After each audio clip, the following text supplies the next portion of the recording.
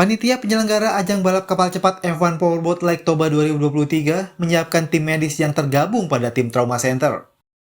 Mereka mulai bekerja bertepatan dengan latihan bebas hingga race utama yang akan berlangsung Minggu 26 Februari.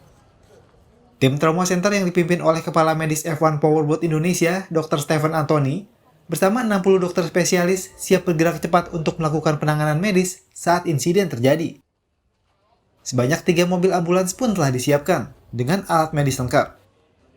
Tenda berukuran besar juga disediakan, dilengkapi 5 hospital bed yang siap menampung saat terjadi keadaan darurat. Khususnya insiden yang membuat para pebalap cedera saat mengikuti lomba. Mengikuti malam bintang untuk dunia balapan, semua risiko pasti ada. Untuk case apa saja, seperti yang saya sering coba beberapa kontak dengan dokter di UIM yang ngikutin F1 H2O ini, yang sering dan fatal itu adalah trauma hematotorak.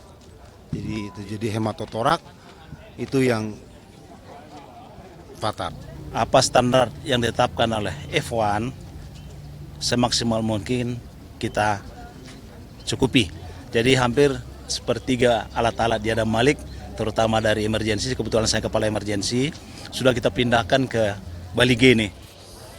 Dibantu oleh pemerintah kota Sumatera Utara, tim Trauma Center juga mendatangkan 1 bus berukuran besar untuk dijadikan bus operasional tindakan operasi. Bus ini dilengkapi dengan LED lampu operasi, serta alat bedah yang cukup mumpuni di dalamnya.